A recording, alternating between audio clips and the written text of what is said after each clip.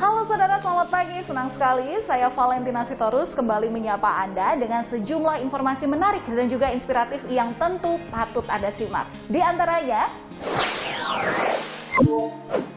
sebuah salon kecantikan di Kota Blitar, Jawa Timur mendirikan lapak soto bagi warga terdampak pandemi. Warga dapat menikmati soto dan membayarnya hanya dengan doa. Seorang pemuda di Sukabumi, Jawa Barat mengolah potongan bambu menjadi sebuah gelas dan teko yang unik. Di segmen ketiga, Sapa Polisiku akan kembali hadir. Semua informasi tadi kami rangkum dalam Pop News.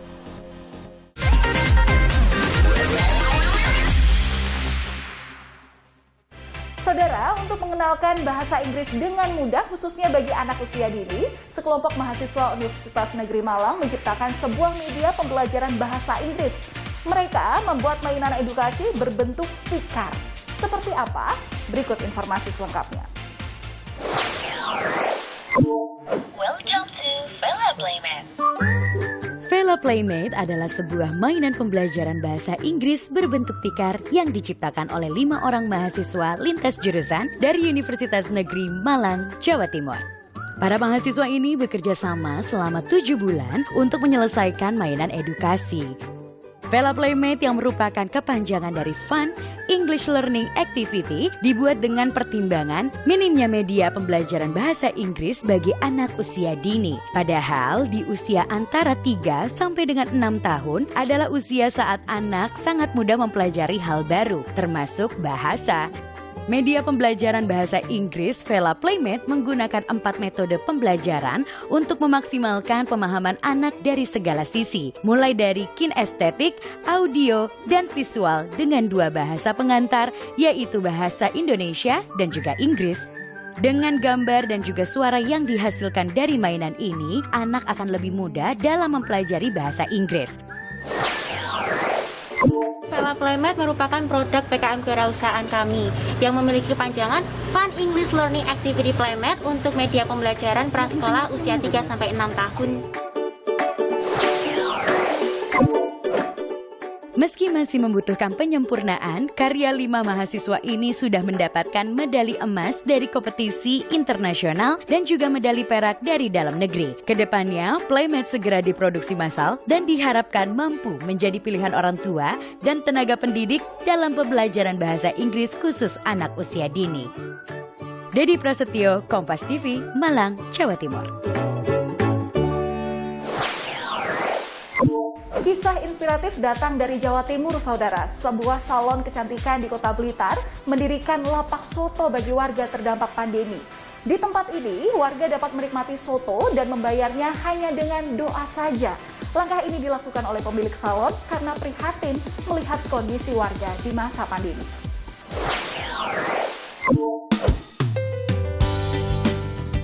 Sebuah salon kecantikan yang berlokasi di Jalan Sumatera, Kota Blitar, Jawa Timur, punya cara tersendiri untuk membantu warga yang mengalami kesulitan di masa pandemi. Salon ini mendirikan lapak soto gratis. Warga hanya perlu membayarnya dengan doa.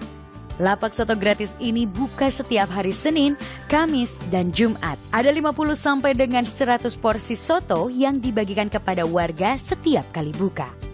Sesungguhnya selama pandemi, omset salon kecantikan ini juga turut menurun. Meski demikian, tidak mengurungkan niat sang pemilik untuk bersedekah dan meringankan beban warga di masa pandemi. Jadi kan sebenarnya kami ada lembaga pelatihan kerja. Nah beberapa, kalau misalkan kursus dari luar kota, itu kan nggak bisa bawa model. Jadi kami ada semacam grup khusus orang yang mau dijadikan model perawatan. Biasanya kami bayar mereka itu dengan voucher perawatan di salon kami, Pak. Nah, voucher itu mereka akhir-akhir ini tuh mintanya ditukar sama beras, mintanya ditukar sama ya makanan dan gitulah. Jadi kami mikir masa sekarang PPKM ini kok kayak begini banget sampai mereka nggak punya beras dan lain-lain kayak gitu. Jadi itulah yang bikin saya sama suami kok merasa gimana ya cara kami membantu semampu kami gitu. Perbuatan baik dari sang pemilik salon kecantikan ini disambut oleh warga. Warga merasa terbantu, terutama mereka yang kesulitan untuk memenuhi kebutuhan makan sehari-hari selama pandemi. Ya sudah cukup lah kalau buat saya. Kalau ibu-ibu merasakan kan ya sudah cukup, seger, enak lah. Cukup untuk Meskipun gratis tapi tetap enak ya, Bu, ya? iya, tetap enak. Nggak mengurangi rasa. Tidak mengurangi rasa. Meski gratis, porsi nasi maupun ayam tidak dikurangi. Bahkan warga dapat menambah porsi jika persediaan masih ada. Winanto Soekarja, Kompas TV, Blitar, Jawa Timur. Jangan beralih dari layar kaca Anda karena sejumlah informasi menarik masih akan hadir usai jeda.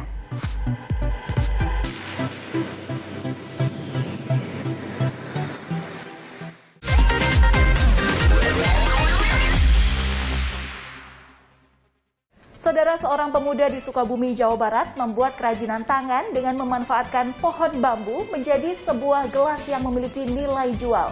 Dengan kerajinan gelas bambu ini, ia bisa menambah penghasilan keluarga.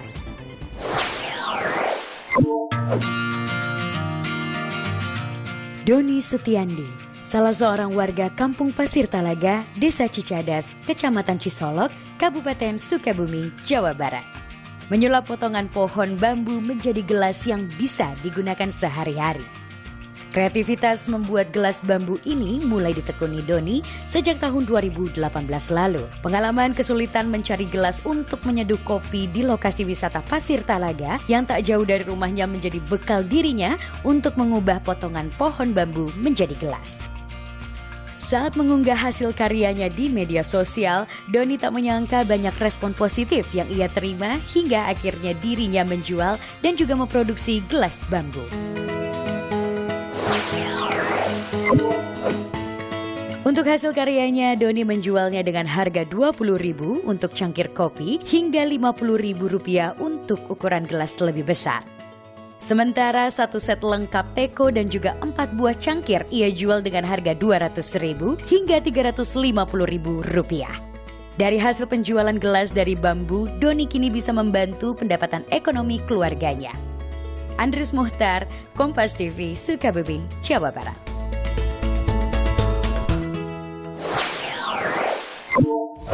Saudara, alat musik penting merupakan salah satu alat musik tradisional khas Kabupaten Karangasem, Bali.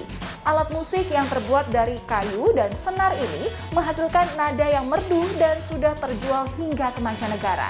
Namun kini, alat musik yang sudah ada sejak puluhan tahun itu sudah mulai langka untuk ditemui.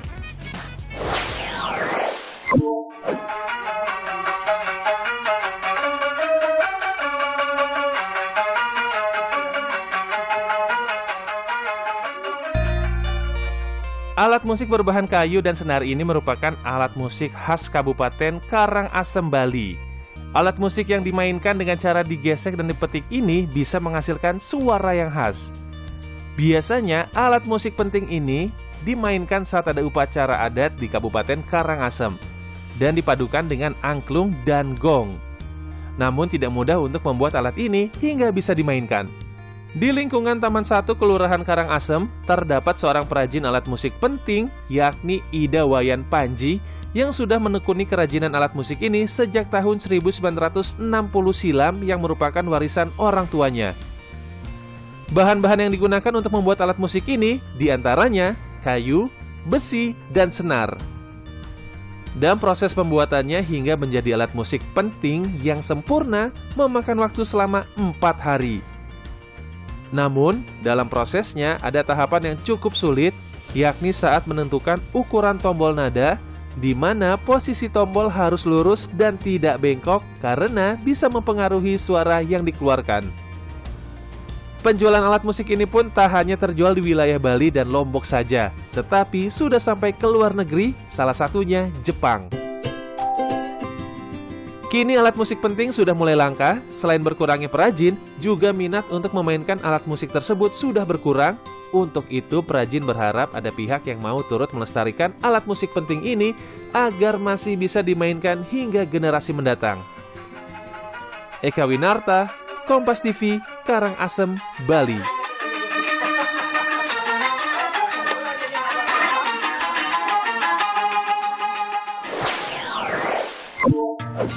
Jangan beralih dari layar kaca Anda, segmen Sapa Polisiku akan segera hadir usai jeda.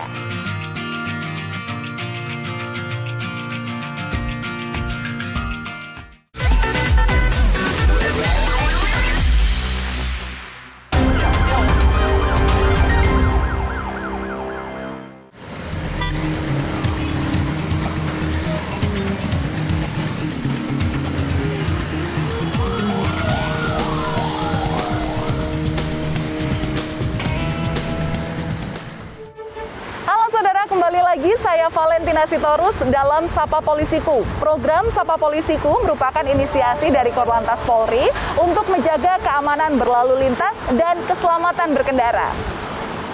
Saudara, memiliki knalpot yang bersuara besar dan berisik mungkin jadi kebanggaan tersendiri bagi si pengendara motor. Namun, tahukah Anda jika hal ini melanggar aturan dan juga mengganggu ketertiban masyarakat? Selain itu, penggunaan knalpot bising ini juga tidak sesuai standar.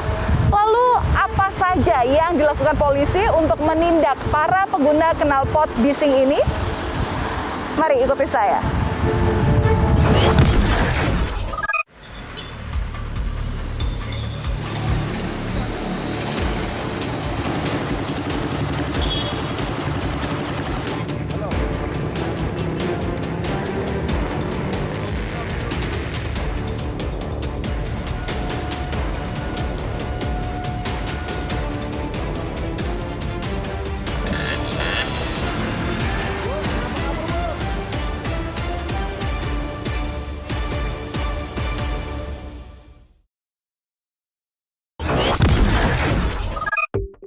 Dan saudara, saat ini saya sudah bersama dengan Kasubdit Dikmas Ditkamsel Korlantas Polri, Kombes Pol Arman Ahdiat, untuk menanyakan sebenarnya seperti apa standar dalam penggunaan knalpot di kendaraan bermotor dan juga penindakan yang sudah dilakukan oleh pihak kepolisian kepada para pelanggar. Selamat pagi, Pak Arman. Salam sehat, salam presisi. Salam presisi. Iya, Pak Arman. Jadi sebenarnya seperti apa sih Pak aturan dalam penggunaan knalpot di kendaraan bermotor ini? Ya, sebenarnya aturan itu sudah kita berlakukan dari mulai tahun 2009 yang lalu dalam Undang-Undang Lalu Lintas Angkutan Jalan. Itu dijelaskan dalam pasal 285 mengatakan bahwa kendaraan bermotor itu harus sesuai dengan spesifikasi teknis kendaraan bermotor yang harus diberlakukan di dalam kendaraan bermotornya. Jadi kalau misalkan ada masyarakat yang akan mengganti kendaraan, salah satu bagian kendaraan bermotor itu sebenarnya dilarang gitu, karena spek itu merupakan bagian dari alat keselamatan kendaraan tersebut. Kadang-kadang kan orang dengan keinginannya untuk melakukan tren kendaraan, memodifikasi kendaraan biar agak sedikit gaya, tapi selalu mengesampingkan keselamatan dirinya sendiri.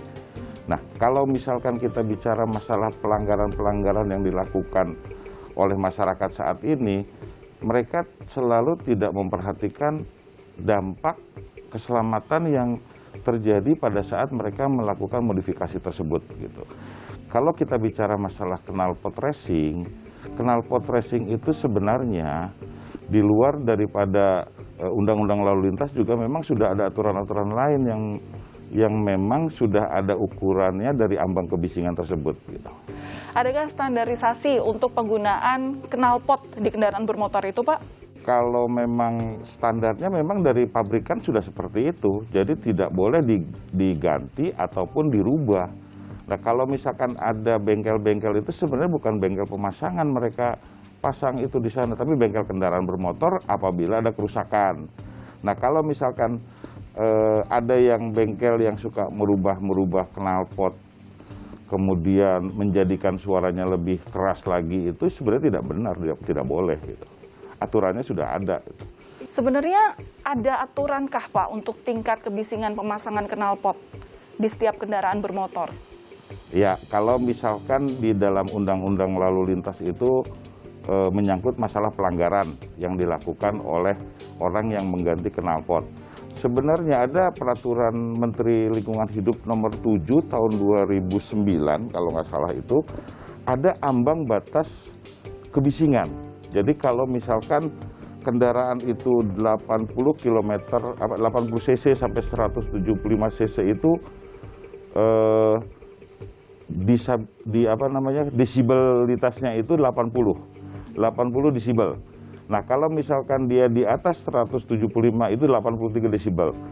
Lain halnya kalau misalkan kendaraan itu untuk racing. Kalau racing kan bukan di jalan raya, bukan di jalan umum. Ada jalan khusus yang memang mereka tidak mengganggu kendaraan yang lain ataupun orang pengguna jalan yang lain.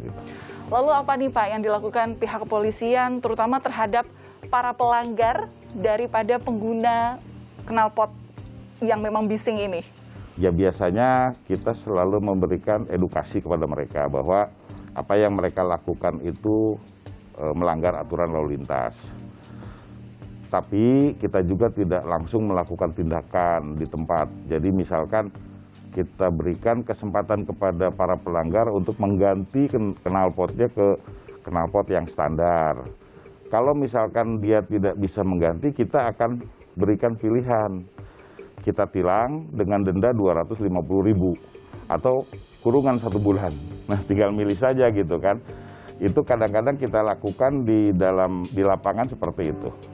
Penggunaan knalpot ini sebenarnya ada standarnya di setiap kendaraan bermotor. Tapi kalau bicara mengenai dampak, sebenarnya apakah ada dampak lainnya Pak yang bisa dirasakan yang tentu merugikan bagi para pengguna knalpot ini?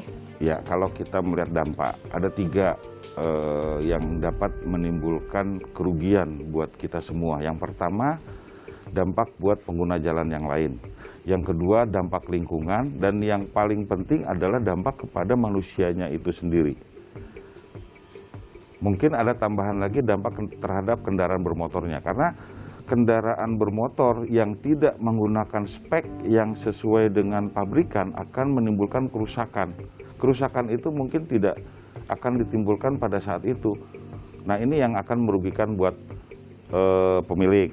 Kemudian terhadap pengguna jalan yang lain pun sangat membahayakan apabila kita tidak menggunakan standar pabrikan. Suara-suara itu lebih kencang, biasanya lebih trendy, lebih wah atau lebih keren lah kalau misalkan kita sering bahasa anak-anak itu sekarang. Namun justru itu yang membahayakan bagi pengguna yang lain. Itu mungkin yang perlu disampaikan. Baik, semoga memang dengan ditegaknya aturan, masyarakat juga semakin paham sebenarnya ada standar untuk penggunaan knalpot di kendaraan bermotor, dan harapannya semoga dengan aturan ditegakkan ini, polusi suara bisa berkurang untuk meminimalisir adanya ketidaknyamanan masyarakat dalam berkendara di jalan. Terima kasih Pak Kombes Pol Arman Ahdiat yang sudah berbagi bersama kami di Kompas TV. Salam tertib lalu lintas. Salam tertib lalu lintas.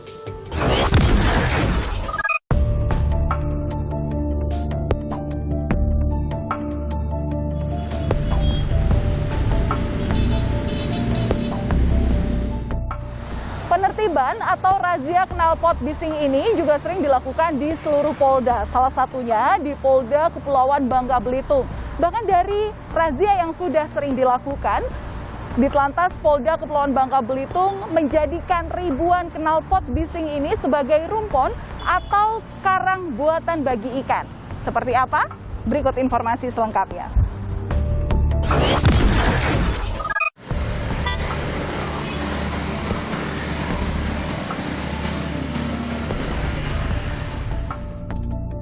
Jadi knalpot ini kan standar, itu kalau knalpot memang standar, jelas tidak bersuara semuanya knalpot itu.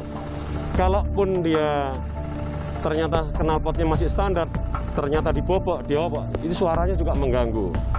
Diganti knalpot racing juga ini mengganggu. Karena knalpot yang sudah spesifikasi racing, itu boleh digunakan hanya di lintasan, bukan di jalan umum. Ini knalpot 2020 kita mengamankan 3.000 lebih. Tahun ini 2021 hampir 3.000. Yang sudah ada kemarin dengan Bapak Kapolda dan pejabat utama dibantu oleh Polair, kita sudah membuat rumpon berbentuk kapal. Kapal, satu lagi berbentuk helikopter, dan beberapa kendaraan yang tidak memiliki identitas. Sudah kita buat rumpon. Ya, kita amankan di sana, kita rangkai dengan bagus. Supaya apa? Kan arus laut itu kan bukan arus atas saja, arus bawah juga. Kita berikan jangkar di bawahnya. Supaya nanti berapa tahun lagi atau 6 bulan kita cek sudah ada belum terumbu-terumbu karang yang nempel di knalpot itu. Untuk kelestarian alam, Mas. Sosialisasi kita mulai awal, yang pertama adalah melalui medsos. Melalui himbauan, kita sudah pasang spanduk, ya, melalui media sosial, leaflet, stiker, himbauan kepada kelompok kendaraan motor besar. Ini yang untuk penghobi ya, klub-klub ya. Kendaraan motor Eric King, Vespa, semuanya kita kumpulkan. Polres-polres juga serempak semuanya sama. Jadi pembuat knalpot, tokonya maupun bengkelnya sudah kita ingatkan. Kita menghimbau betul, kita menghimbau tolonglah kita dibantu. Karena ini sangat bahaya. Kalau beli knalpot untuk lintasan silakan. Tetapi kalau untuk digunakan keseharian ini sangat berbahaya. Ya, jadi semuanya rata semuanya kita sudah himbauan ini sudah melalui berbagai macam cara kita.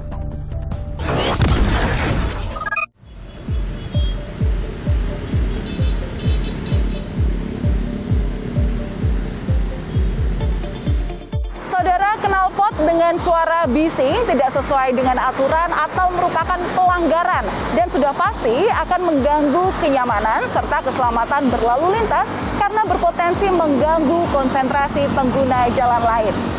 Selalu ingat ya saudara, untuk stop pelanggaran, stop kecelakaan, keselamatan untuk kemanusiaan.